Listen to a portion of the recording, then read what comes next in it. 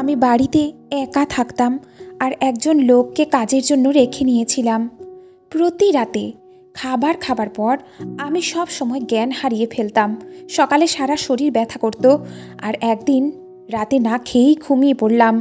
কিন্তু সেই সময় আমার হোঁশ উড়ে গেল যখন মাঝরাতে আমার সাথে থাকা লোকটা, আমার নাম রিনা। আমি ছিলাম 24 বছরের একটি যুবতী এবং একটি সুন্দরী মেয়ে। পড়াশোনা শেষ করে আমি কাজ শুরু করলাম। আজ আমার ছুটির দিন এবং আমি যখন ঘরের জিনিসপত্র কিনতে বাজারে যাই তখন গরমের কারণে আমার মাথা ঘোরা শুরু হয়। আমি এক সপ্তাহের মুদি মাল কেনার পর বাড়ি ফিরছিলাম যখন একজন লোক আমাকে তখন ধাক্কা দেয়। আমার খুব লজ্জা লেগেছিল। আমার কারণে তার খুব জোরে লেগে গিয়েছিল। গরমের কারণে তিনি ঘামছিলেন। আমি ওই লোকটির কাছে ক্ষমা চাইলে সে বলল, বোন, আমার কাজের খুব দরকার।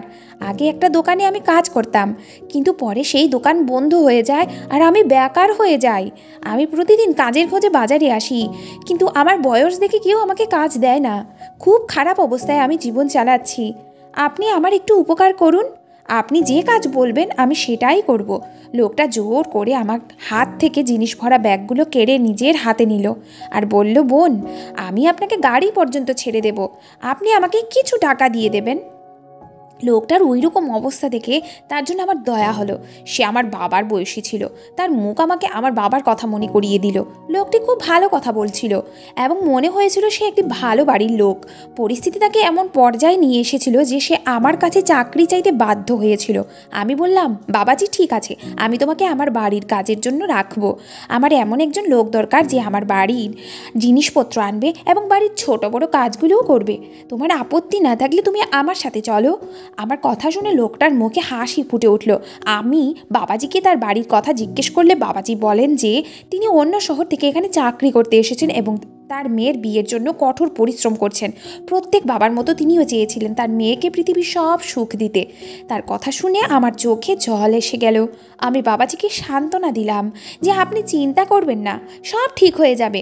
বাড়ি এসে বাবাজিকে কিছু ঘরের কাজ বুঝিয়ে দিলাম। আমি বাবাজিকে দিয়ে কিছু ঘর পরিষ্কারের কাজও করাতে চেয়েছিলাম। আমার ঘর খুব নোংরা হতো না, কিন্তু পরিষ্কার করার সময় আমার থাকতো না।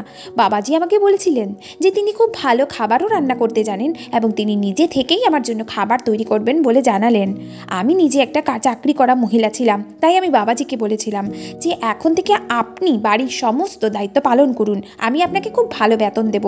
আমার কাছে টাকা পয়সার অভাব ছিল না, কিন্তু আমি একাকী জীবনযাপন করছিলাম এবং আমি চাকরির পাশাপাশি ঘর দেখাশোনা করতে করতে খুব ক্লান্ত হয়ে পড়তাম। সেই কারণেই আমি বাবাজিকে খুশি মনেই রেখে নিয়েছিলাম, কারণ তিনি আমার তাকে খুব ভালো মানুষ বলে মনে হয়েছিল। বাড়িতে তখন একটা ঘর দিয়ে দিলাম বাবাজিকে। এত বড় বাড়িতে আমি একা থাকতাম। অনেক বছর আগে আমি আমার মা বাবাকে ছেড়ে আলাদা হয়ে যাই। ঘরের চার দেয়াল আর আচার অনুষ্ঠান আমার একদম ভালো লাগতো না। আমার বাবা আমাকে অনেক পড়াশোনা করিয়েছিলেন, কিন্তু তিনি আমার চাকরির বিরুদ্ধে ছিলেন এবং চেয়েছিলেন যে আমি পড়াশোনা শেষ করার সাথে সাথে তার ভাগ্নিকে বিয়ে করি। বাবা আমার 3 বড় দিদির সাথেও তাই করেছিল। পড়াশোনা শেষ করার সাথে সাথেই তাদের বিয়ে দিয়ে দেওয়া হয়েছিল এবং চাকরি করতে বাধা দেওয়া হয়েছিল। আমি আমার জীবনে এসব চাইনি। এত তাড়াতাড়ি বিয়ে করার আমার কোনো ইচ্ছা ছিল না। আমি নিজের পায়ে দাঁড়াতে চেয়েছিলাম। বাবা আমাকে বলেছিলেন, পৃথিবীর রূপ রঙে যখন তোমার মন ভরে যাবে আর তুমি ক্লান্ত হয়ে পড়বে, তখন তোমার বাবার একটা কথা মনে পড়বে। বাবা হয়তো একদম ঠিক বলেছিলেন, তাই বাবাকে খুব মিস করতাম। যখনই আমি কাজ থেকে ক্লান্ত হয়ে বাড়ি আসতাম, সেই বাড়িটি আমাকে আমার বাবা মায়ের কথা মনে করিয়ে দিত। আমার বাবা মা আমাদের বোনদের খুব যত্নের মধ্যে রেখেছিলেন এবং আমি কখনোই ঘরের কোনো কাজ করিনি। কিন্তু যখন থেকে আমি আমার বাবা মায়ের সাথে ঝগড়া করে বাড়ি ছেড়েছি, আমাকে নিজেকেই সব কিছু করতে হতো এবং ধীরে ধীরে আমি বুঝতে পেরেছিলাম কিভাবে আমার মা বাবা আমাকে পৃথিবীর সমস্ত রকম খারাপ ভালো থেকে রক্ষা করতেন। আমার ডিগ্রির জোরে আমি একটি খুব ভালো কোম্পানিতে চাকরি পেয়ে গিয়েছিলাম। যখন আমি চাকরির পেছনে ফিরে তাকাই, আমি বুঝতাম যে আমি বাড়ি ছেড়ে একদম সঠিক সিদ্ধান্ত নিয়েছি। কিন্তু এখন আমার বাবা মায়ের কথা মনে পড়ে আর আমি অস্থির হয়ে যাই। আমার বাবা বলতো, চাকরি করেও মেয়েদের বিয়ে করতে হয়, তাই ভালো ছেলেকে বিয়ে করে তোমাকে বিদায় করাই ভালো। অথচ আমি বিশ্বাস করতাম নিজের পায়ে আমার দাঁড়াতেই হবে এবং পরিশ্রম করতে হবে, জীবনে কিছু অর্জন করতে হবে।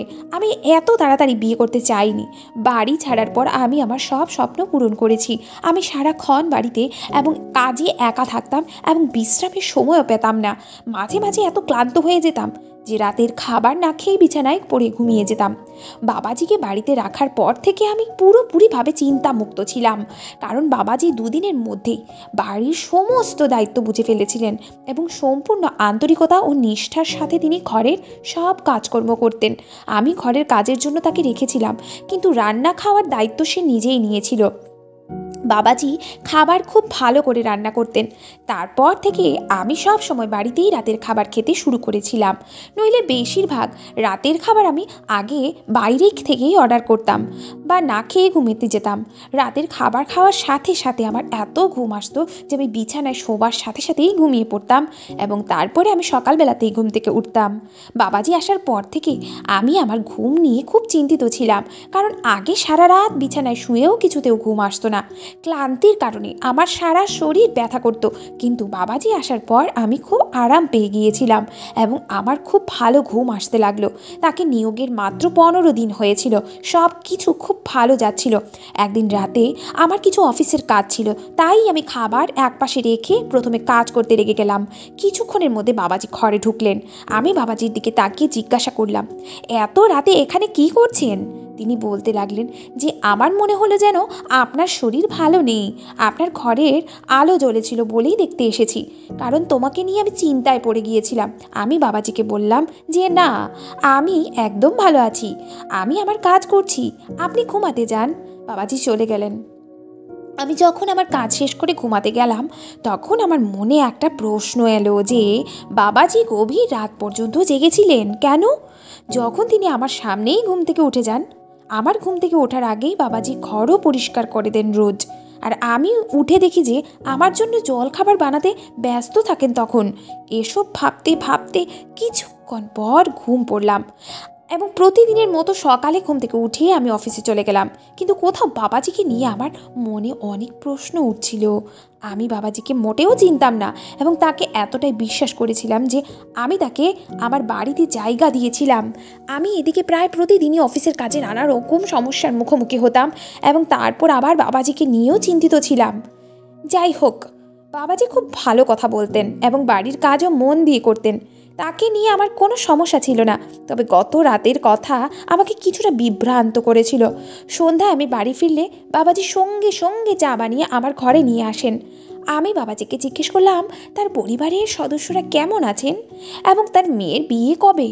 বাবাজি নিজেই বলতে শুরু করলেন যে তার পরিবারের সদস্যরা গ্রামে থাকেন আর বাবাজি শহরে এসে থেকে অনেক বছর কেটে গেছে। তিনি এই কাজই করেন এবং বছরে একবার তার বাড়িতে যান। তার মেয়ের বিয়ে 6 মাস বাকি এবং বাবাজিকে তার মেয়ের বিয়ের প্রস্তুতি নিতে হবে, এই জন্য তার টাকার প্রয়োজন।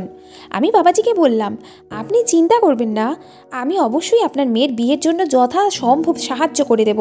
সে খুব খুশি হয়ে চলে গেল। আর আমি ভাবতে লাগলাম এই লোকটাকে বিশ্বাস করে আমি ঠিক করেছি কি না। ভাবলাম বাবাজিকে একবার বাজিয়ে দেখা নেওয়া উচিত যে সে ঠিক কিনা। আমি রাতের খাবার খাইনি আর অসুস্থতার অজুহাতে তাড়াতাড়ি ঘুমোতে চলে গেলাম। আমি চোখ বন্ধ করে অনেকক্ষণ শুয়ে থাকলাম, কিন্তু কিছুই হলো না। আমি ভাবলাম যে আমি অকারণে একজন ভালো মানুষকে সন্দেহ করছি এবং আমি কি নাকি ভেবে ফেলেছিলাম। এরই মধ্যে ঘরের দরজা খুলে লোকটি আমার ঘরে ঢুকে এলো। আমি দরজার ভেতর থেকে তালা লাগিয়েই শুয়েছিলাম, কিন্তু ঘরের বাড়তি চাবি দিয়ে ঘরের দরজা খুলছিল ওই লোকটা। আমার শ্বাস বন্ধ হয়ে গেল। এত রাতে আমার ঘরে কি করতে এসেছিল জানি না। আমাকে ঘুমোতে দেখে সে ঘর থেকে বের হয়ে গেলে আমি যেন প্রাণ ফিরে এলাম। উফ! কিন্তু এমন সময় আমার পায়ের নিচ থেকে মাটি সরে গেল যখন অমুক লোক ওই লোকটির পেছনে ঘরে এলো, যাকে আমি খুব ভালো করেই চিনতাম এবং আমি বিশ্বাস করতে পারছিলাম না যে সেই মানুষটি মাঝরাতেও আমার বাড়িতে থাকতে পারে। লোকটা আমার বিছানার কাছে এসে আমার পাশে বসলো, তার চোখ ছিল আমার শরীরের দিকে। সে আমার মুখে হাত দিতেই আমার দম বন্ধ হয়ে গেল এবং আমি উঠে বসলাম। আমাকে জেগে থাকতে দেখে সেই ব্যক্তিও স্তব্ধ হয়ে গেল। হয়তো সে ভেবেছিল যে আমি তাড়াতাড়ি ঘুমিয়ে গেছি। আমি সাথে সাথে ঘরের সব লাইট জ্বালিয়ে দিলাম আর চেঁচাতে থাকলাম। বাবাজি আমার ডাকের সাথে সাথে ঘরে এলেন। আমি রেগে গিয়ে বাবাজির দিকে তাকিয়েছিলাম এবং তিনি মাথা নিচু করে দাঁড়িয়েছিলেন। আমি এগিয়ে গিয়ে লোকটার কলার চেপে ধরলাম। তাকে জিজ্ঞেস করলাম, এত রাতে আমার ঘরে কি করে? যদিও আমি ভালো করেই জানতাম ওই লোকটা আমার ঘরে কেন এসেছে।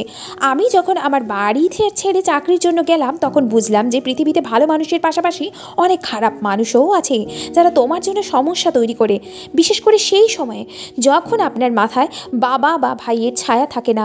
আমি একটা খুব বড় কোম্পানিতেই চাকরি পেয়েছিলাম, কিন্তু সেখানকার ম্যানেজার যিনি আমাকে বস ছিলেন তিনি আমার জন্য সমস্যা হয়ে দাঁড়ালেন। মেয়ে হওয়ার পাশাপাশি আমি খুব সুন্দরও ছিলাম এবং এটি আমার জন্য একটি সমস্যা হয়ে দাঁড়ায়। তার নোংরা চোখ সব সময় আমার দিকে স্থির থাকে। ম্যানেজার আমার সৌন্দর্যে সম্পূর্ণরূপে মুগ্ধ হয়েছিলেন এবং আমার অফিসে কাজ করা কঠিন করে তুলেছিলেন। কোনো না কোনো অজুহাতে আমাকে তার ঘরে ডেকে আমার কাছে যাওয়ার চেষ্টা করত। আমি যতই তাকে এড়িয়ে যাওয়ার চেষ্টা করেছি ততই সে ইচ্ছাকৃতভাবে আমাকে বিরক্ত করত। আমি যদি তার ঘরে না যেতাম তখন সে নিজেই আমার কেবিনে এসে আমার সাথে এমনভাবে কথা বলতেন যে আমি খুব লজ্জায় পড়ে যেতাম। আমি জানতাম তার উদ্দেশ্য ভুল ছিল। একদিন তিনি আমাকে বলতে শুরু করলেন যে আমি তার ইচ্ছা পূরণ করলে সে আমাকে খুব ভালো পদোন্নতি দেবে। আমি ভালো করেই জানতাম তার ইচ্ছা কী হতে পারে, তাই ওর মুখে জোরে থাপ্পড় মারলাম। এত বড় কোম্পানির ম্যানেজার যে এমন নোংরা চিন্তার লোক হবে তা ভাবতেও পারিনি আমি তার মেয়ের বয়সী ছিলাম, কিন্তু তবুও সে আমার সাথে এত অভদ্রভাবে কথা বলতে কোনো লজ্জা বোধ করলো না। আমি তার মুখে থাপ্পড় মারার সাথে সাথেই অফিসে তোলপাড় শুরু হয় এবং বিষয়টি আরও উপরের দিকে উঠে যায়। আমি নিজেকে নির্দোষ প্রমাণ করতে কিছু বলার চেষ্টাও করিনি। ম্যানেজার যখন আমার বিরুদ্ধে বলেছে যে আমি তার কাছে প্রমোশন চাইছি এবং আমি তাকে প্রমোশন দিতে অস্বীকার করলে সে আমাকে বদনাম করার জন্য এই খেলাটা তৈরি করেছে, আমি তার মিথ্যাচারে স্তব্ধ হয়ে গেলাম। তিনি অনেক পুরনো চাকর ছিলেন। আমার কোম্পানি তাকে আমার চেয়ে বেশি বিশ্বাস করেছিল এবং আমার বিরুদ্ধে নোটিশ পাঠিয়েছিল। সেদিনের পর আমি খুব নির্ভরশীল হয়ে পড়ি। আমি সেই ম্যানেজারের কাছ থেকে দূরেই থাকতাম। কিছু কাজ থাকলেও আমি তার ঘরে যেতাম না আর চাকরদের দিয়ে সব কাজ করিয়ে নিতাম।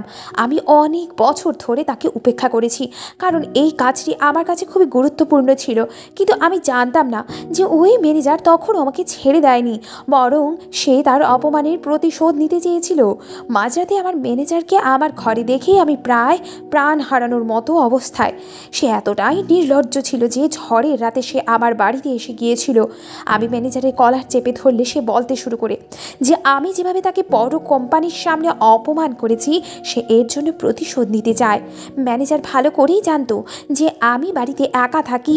সে আমার সম্পর্কে সব কিছু জেনে নিয়েছিল, যে আমি বাড়ির কাজের জন্য একজন চাকরকে রাখতে চাই এবং সে ইচ্ছাকৃতভাবেই তার চাকরকে আমার পথে পাঠিয়ে আমার বাড়িতে পৌঁছে দিয়েছিল।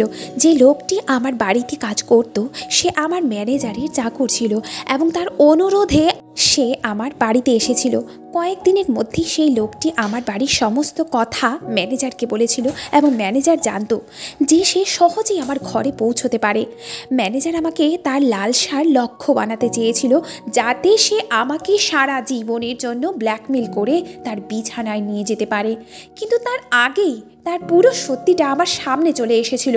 ম্যানেজার 50 বছর বয়সী, বিবাহিত, 5 সন্তানের পিতা। সে আমাকে শুধু অপমান করতে চেয়েছিল, কারণ আমার মাথায় বাবার ছায়া ছিল না, আর সে কারণেই সে আমাকে ব্যবহার করতে চেয়েছিল। আজ বুঝলাম বাবা ঠিকই বলতেন যে ঘরের 4 দেয়ালের মেয়েরা নিরাপদ। আমি বাবাজির দিকে রেগে তাকিয়ে বললাম, আপনি তো আমার বাবার মতো। আপনাকে এতটাই বিশ্বাস করেছিলাম যে আপনার অসহায়ত্বের কথা শুনে আমার বাড়িতে নিয়ে এসেছিলাম। আপনাকে আপনার মেয়ের বিয়েতে সাহায্য করার কথা দিয়েছিলাম, কিন্তু তারপরেও আপনি আমাকে ঠকালেন। লোকটা লজ্জায় চোখ নামিয়ে নিল, বলা শুরু করলো যে সে তার প্রভুর আদেশ মানতে বাধ্য হয়েছে। তার মনিব তাকে বলেছিলেন যে সে যদি তার এই কাজটি করে তবে সে তার মেয়ের বিয়ে খুব ধুমধাম করে দেবেন এবং তিনি তার মেয়েকে পৃথিবীর সমস্ত সুখ দিতে চান, তাই তিনি রাজি হন। কিন্তু আজ সে বুঝতে পারছে তার মেয়ের সুখের জন্য সে অন্য কারোর মেয়ের ইজ্জত নেওয়ার চেষ্টা করেছিল। ম্যানেজার তখনও আমার কোনো ছবি তোলেনি, তাই আমি সঙ্গে সঙ্গে পুলিশকে ডেকে তাকে পুলিশের হাতে তুলে দিই। লোকটি আমার কাছে ক্ষমা চাইছিল, সে তার ভুলের জন্য অনুতপ্ত ছিল, যদিও সে তার মনিবের কথায় ভুল পথে চলেছিল, কিন্তু মনের দিক থেকে সে ছিল একজন ভালো মানুষ। ম্যানেজারের গ্রেপ্তারের খবর কোম্পানিতে পৌঁছলে তাকে চাকরি থেকে পদচ্যুত করা হয় এবং আমি সেই লোকটিকে আমার নিজের বাড়িতে চাকরি দিয়েছিলাম। আমি এরপর প্রথমবারের মতো আমার বাবা মায়ের সাথে দেখা করতে বাড়ি যাচ্ছিলাম। আমি তাদের সাথে দেখা করার জন্য খুব উত্তেজিত ছিলাম।